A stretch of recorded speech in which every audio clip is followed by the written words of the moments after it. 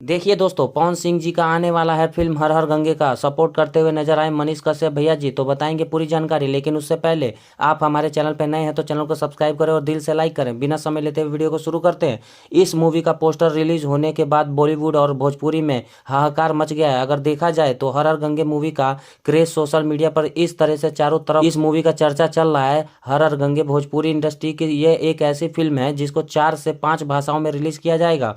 बहुत ही ज्यादा बजट खर्च करके इस मूवी को बनाया गया और भोजपुरी इंडस्ट्री की सबसे बड़ी फिल्म होने वाली है। इस मूवी को मल्टीप्लेक्स में भी रिलीज किया जाएगा। भोजपुरी इंडस्ट्रीज के लिए बहुत ही खुशी की बात है और हमारे पवन सिंह भोजपुरी में एक ऐसी मूवी ला रहे हैं जो भोजपुरी के लोग को गर्व महसूस हो रहा है। हर हर गंगे मूवी का क्रेज इतना बढ़ चुका है कि हॉलीवुड बॉलीवुड में बस एक ही नाम का चर्चा हो रहा है। हर हर गंगे मूवी का बहुत बड़ी मूवी साबित होने वाली है। पावर स्टार पवन सिंह जी का ये मूवी अब तक के सारे रिकॉर्ड तोड़ के रख देगी।